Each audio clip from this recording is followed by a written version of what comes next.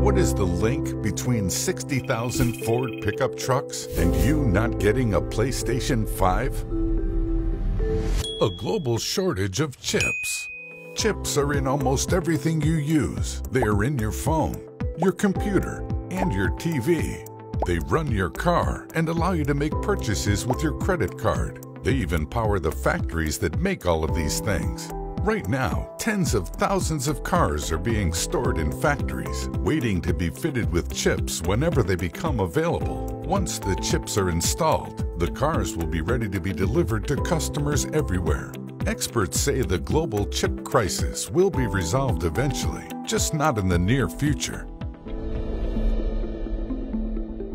The COVID-19 pandemic turned a global shortage of chips into a crisis. At the start of the pandemic, many industries pulled back their chip orders in anticipation of what was expected to be a significant blow to economies around the world.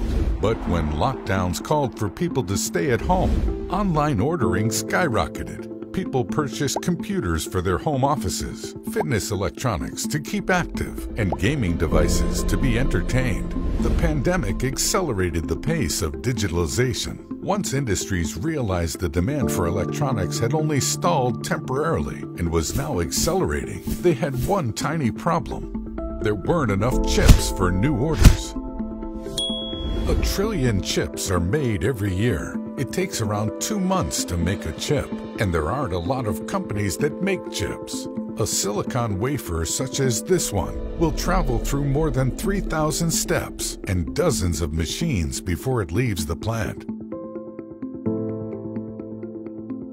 Then there's politics and its hand in the global shortage of chips. When the U.S. government placed restrictions on China's biggest chip manufacturer, SMIC, Semiconductor Manufacturing International Corporation, it made it difficult to sell chips to companies with American ties. Companies turned to manufacturing plants such as the Taiwan Semiconductor Manufacturing Company, or TSMC, and Samsung. But these companies were already producing chips at maximum capacity. TSMC makes chips for Sony, Apple, Microsoft, Qualcomm, AMD, NVIDIA, and even chip manufacturing giant Intel.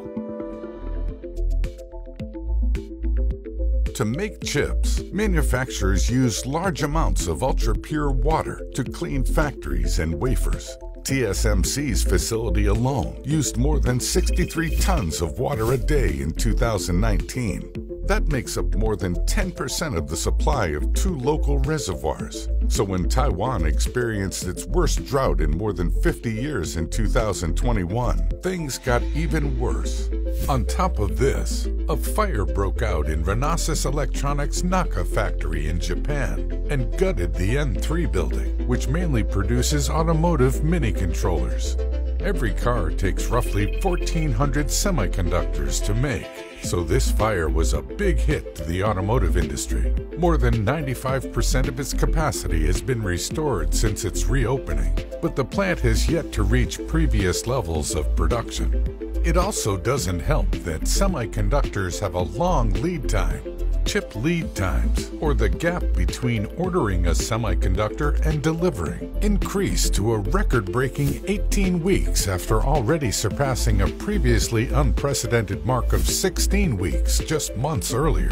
And the solution is not simple or cheap, so industries need to tackle this crisis in the near term. Chip shortages are hammering automakers, forcing them into shutdowns and costing them billions of dollars in lost production and sales. Ford, Tesla, BMW, and Daimler are among the companies that have reported difficulties acquiring parts. One of the world's largest automakers, General Motors, said it could lose up to $2 billion because the chip shortage forced it to temporarily shut down some of its plants. Overall, the global automotive industry will produce 4 million fewer vehicles than planned and lose roughly $110 billion in sales. If you are hoping to secure a gaming console or high-end graphic cards, you may have to wait until 2023. Supplies are limited, and demand for high-ticket items is as widespread as ever. Many flagship GPUs and next-gen consoles are sold online with unannounced restocks at hundreds of dollars above their suggested retail price. On sites like eBay, both PlayStation 5 and Xbox Series X consoles are often overpriced, with markups ranging from 50 to 100%.